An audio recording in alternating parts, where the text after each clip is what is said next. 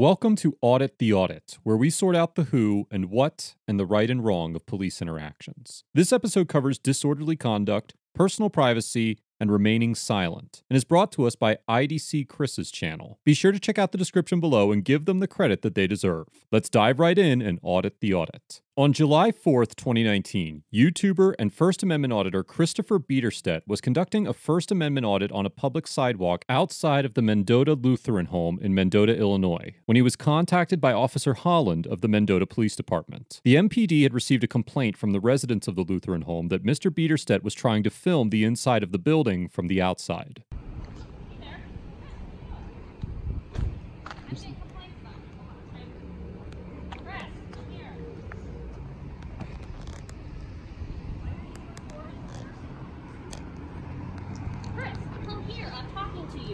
Why are you recording the nursing home? You're upsetting the people who live here.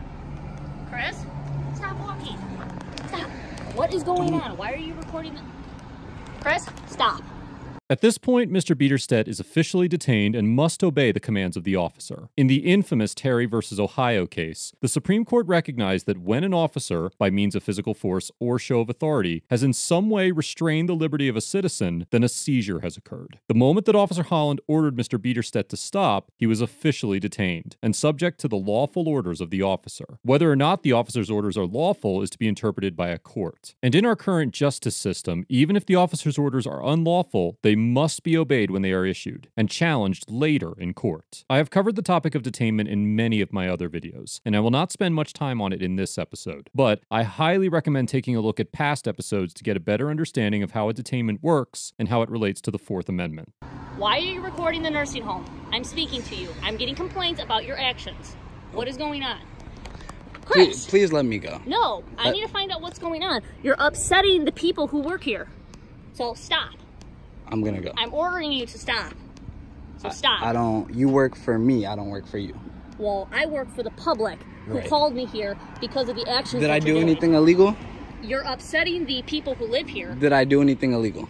27 from 156. Can you assist? You need to stop, okay? I'm gonna What is going on and why is this illegal?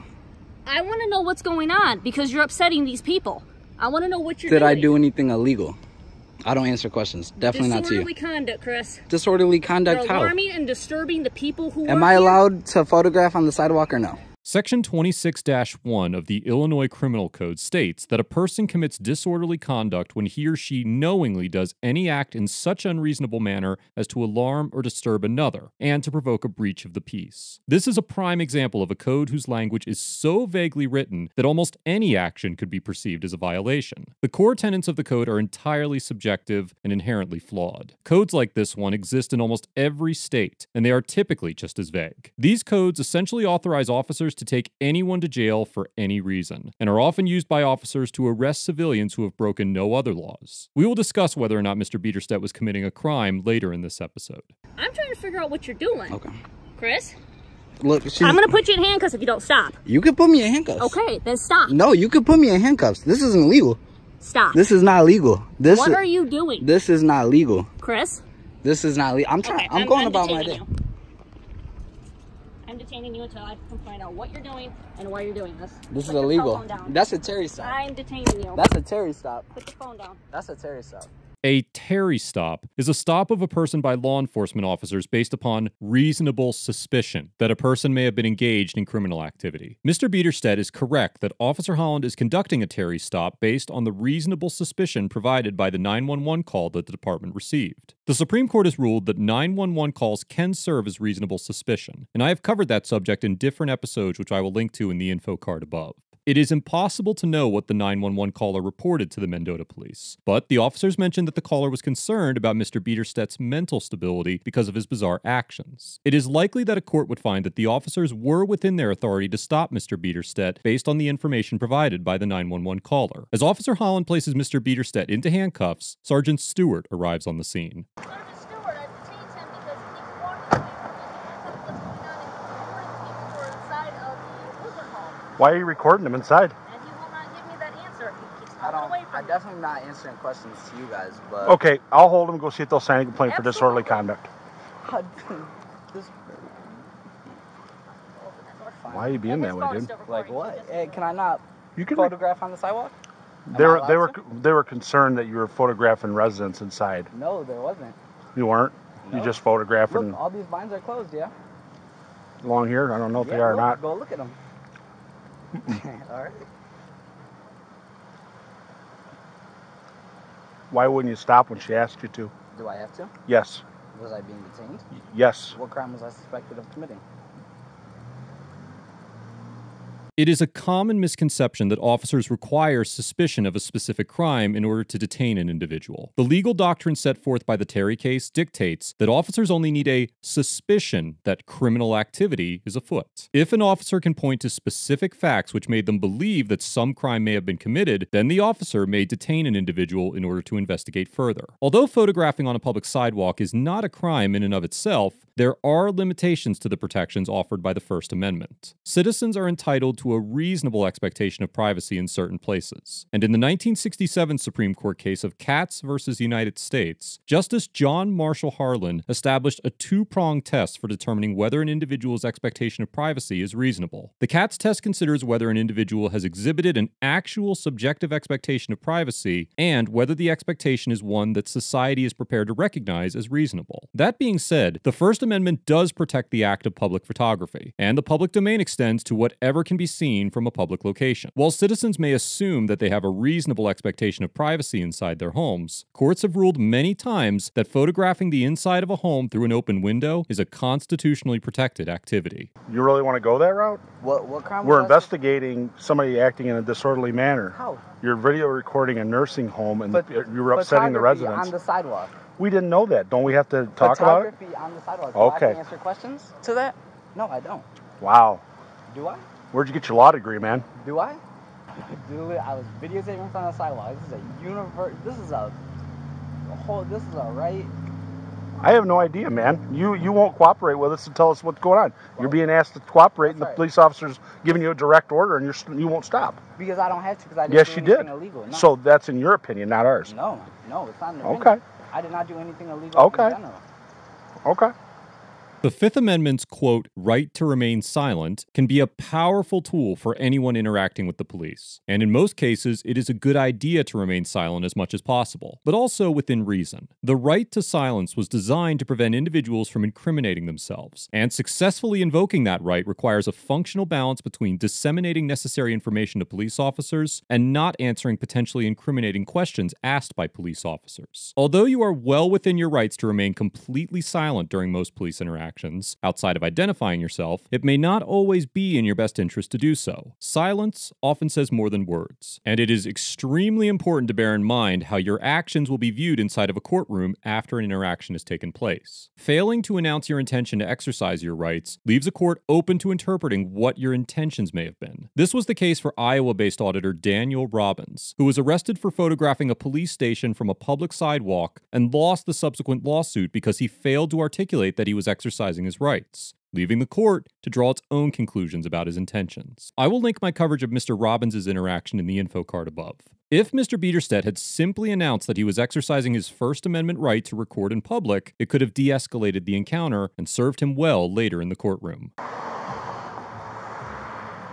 only reason I came here and photographed was because I knew it was within my rights. Okay. That's fine. I mean, if that's all you were doing, but if you're videotaping and taking pictures of people inside there, that's a different story.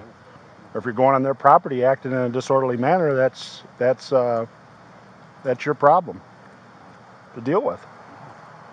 Officer Holland eventually returns with what appears to be a staff member of the facility and informs Mr. Bieterstedt that he is under arrest for disorderly conduct. Sergeant Stewart escorts Mr. Bieterstedt to the patrol car, and then something amazing happens. So he's walking by videotaping the building? Videotaping the building. He's like zooming in on the windows, zooming in on the doors.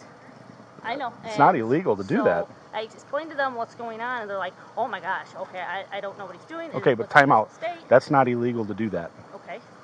So he's not acting in a disorderly manner if he's on the sidewalk walking by videotaping the outside of the building. Okay. That's the problem we have. Yeah, and they were disturbed by his actions once they found out what was going on. But how are they?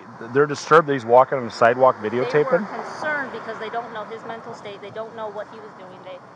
And I told him I can't. Well, he wasn't I mean, other than not obeying you, which is a no-no, which, I mean, that is what it is, but as far as walking by with a video camera, I mean, I'm not, that's not something that, They said even they though were they're, bothered by the actions that he was doing. you could be bothered by a lot of things, Sam. After Sergeant Stewart intervenes, Officer Holland uncuffs Mr. Bieterstedt, and after a calm conversation with the sergeant, he is released, and the officers leave the scene without further incident. Overall, Officer Holland gets a C-, because although she may have been within her authority to detain Mr. Bieterstedt, she essentially admitted to soliciting a complaint from a staff member of the facility and fully intended on making an arrest. And they were disturbed by his actions once they found out what was going on. So they were willing to sign him.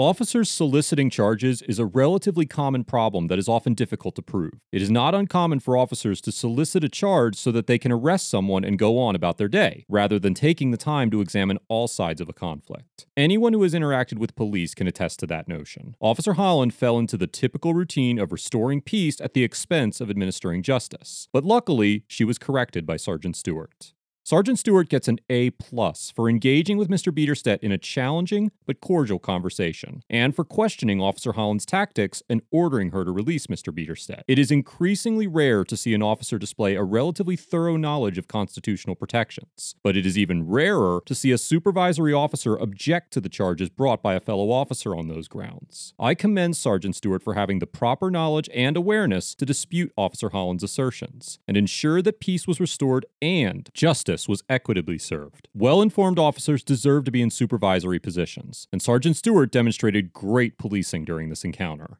Mr. Bieterstedt gets a B+, because while it could be argued that he was engaged in a constitutionally protected activity, Mr. Bieterstedt's decision to record a retirement facility raises serious ethical questions. There is no progress to be made within the constitutional awareness movement by recording the Lutheran home, and alarming the residents of an elderly home only serves to make the movement look bad as a whole. Many of the home's residents are likely mentally unstable, and pointing a camera at such an establishment is obnoxious and disrespectful. And while Mr. Bieterstedt failed to properly exercise his Fifth Amendment right to silence, he did remain calm and collected throughout the encounter and ultimately was not charged with a crime. Mr. Bieterstedt would also do well to re-examine the Terry case and gain a deeper understanding of reasonable suspicion and detainment. Mr. Bieterstedt did a good job overall, and as his legal knowledge grows, so too will his auditing ability and ethical awareness. I look forward to seeing the auditor he will become, and I highly encourage you all to support his channel. The link is in the description. Let us know if there is an interaction or legal topic you would like us to discuss in the comments below. Thank you for watching, and don't forget to like and subscribe for more police interaction content.